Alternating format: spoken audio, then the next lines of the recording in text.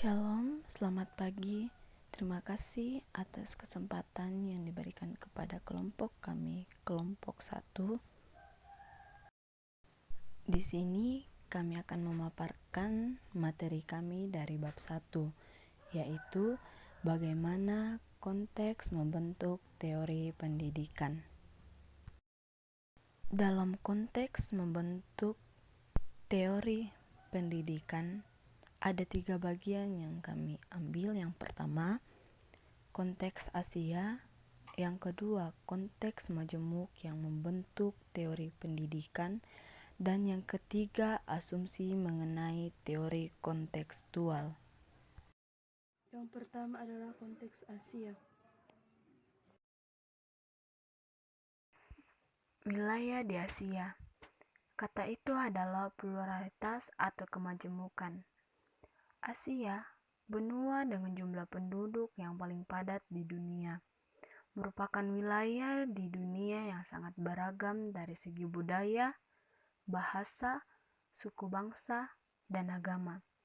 Kemajemukan budaya, bahasa, suku bangsa, dan agama seperti itu kadang terlihat sebagai sumber kesejahteraan dan kebanggaan. Namun, hal ini juga dilihat sebagai alasan untuk banyak konflik dan masalah.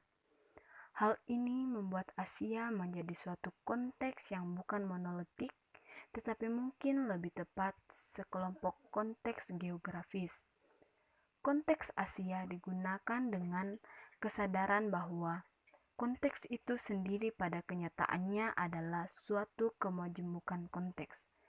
Oleh karena itu, dalam beberapa hal, itu bukan hanya sebuah kemajemukan, tetapi pada kenyataannya, ini merupakan banyak Dari berbagai kemajemukan. kemajemukan yang saling berpaut di Asia, kemajemukan agama dan budaya menjadi realitas utama yang mencolok untuk dihadapi.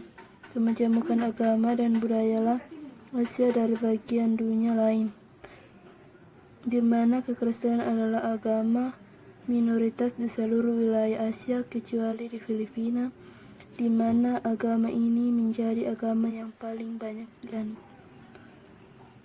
Hal yang melekat dalam kemajemukan agama-agama di Asia adalah fakta yang sering diabaikan bahwa keagamaan di Asia bukanlah monolitik tetapi terdiri dari lapisan dan aliran yang beraneka ragam dan saling berpaut di dalam setiap agama dan juga di antara agama-agama. Keterpautan banyak agama yang sering diakibatkan oleh pernikahan antar agama dan pertobatan dari satu agama ke agama lain. Realitas dari konteks Asia adalah persoalan kemiskinan, perjuangan, dan penderitaan. Masalah kemiskinan dapat dilihat sebagai sesuatu yang muncul dalam kesulitan ekonomi, di mana akar konflik agama dan etnis ini sering kali disebabkan oleh ketidakadilan sosial ekonomi politik. Negara Asia yang masih dikelilingi oleh masalah politik sering mengarah pada perjuangan sosial politik demi keadilan ekonomi dan kedaulatan nasional.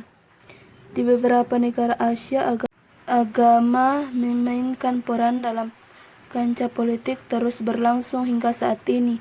Bahkan orang-orang Filipina tidak menyerah terhadap perjuangan demi untuk mendapatkan otonomi jika tidak gencatan senjata dari daerah yang mayoritas penduduknya Muslim di Mindanao. Bagi Malaysia dan Indonesia yang mayoritas populasi penduduk adalah Muslim, gerakan non-Muslim telah berlomba mendapatkan pengaruh dalam kerangka perspektif konstitusi. Aspek persoalan di Asia lebih bersifat keagamaan, pada dasarnya berkaitan dengan ketidaktahuan mengenai agama-agama lain, sikap intoleran dan kecurigaan terhadap agama-agama lain, serta pertumbuhannya fanatisme dan fundamentalisme agama dengan level tidak sama yang muncul di sebuah kelompok agama pada saat ini. Di tengah realitas orang Asia memimpikan suatu hidup yang damai, aman, berlimpah, dan bermartabat.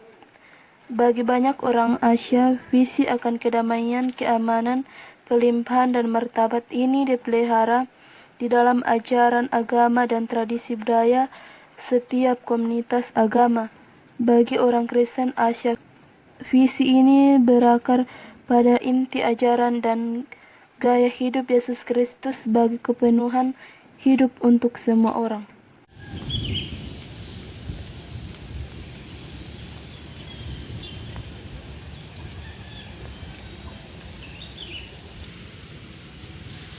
Konteks majemuk yang membentuk teori pendidikan.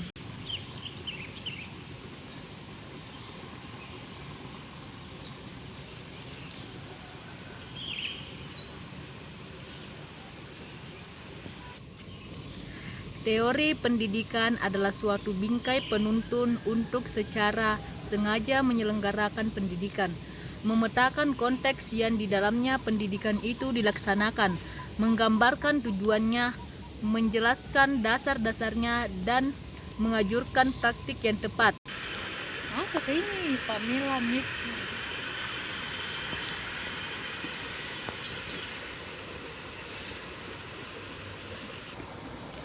Definisi ini menggunakan kerangka kerja Pamela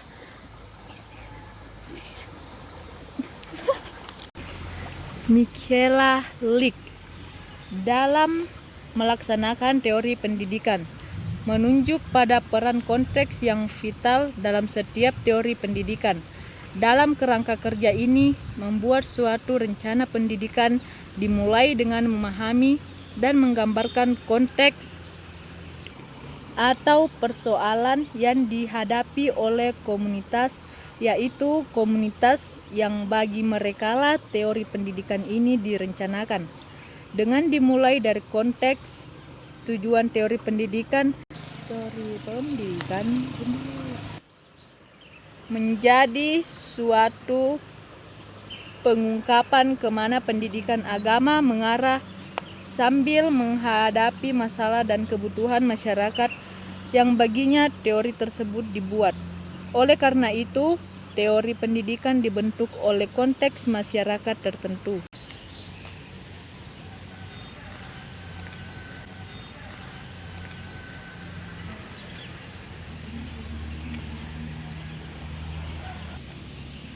Konteks ikut membentuk teori pendidikan.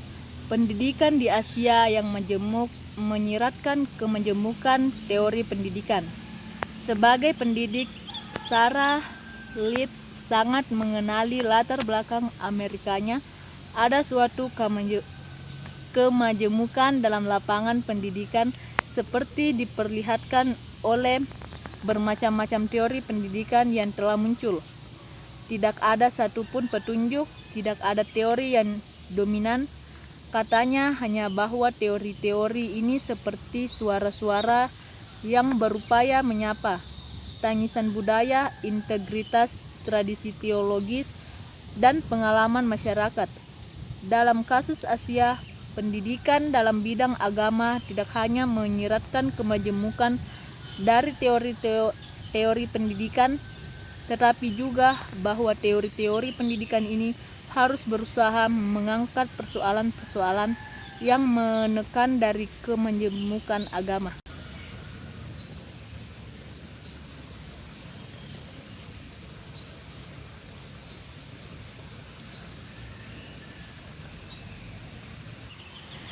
Konteks membentuk teologi dan pendidikan. Konteks membentuk teori pendidikan. Dengan demikian, realitas kemajemukan agama di Asia memunculkan masalah pendidikan yang bersifat serius bagi para penyusun teori dan praktisi pendidikan. Sikap apakah yang tepat bagi orang Kristen Asia terhadap orang Asia dari agama lain? Bagaimana kita mempersiapkan dan memungkinkan orang Kristen Asia menghadapi realitas kemajemukan agama? Pertanyaan-pertanyaan ini mengidentifikasikan bahwa suatu teori pendidikan agama yang kontekstual di Asia sangat diperlukan pada zaman kita ini.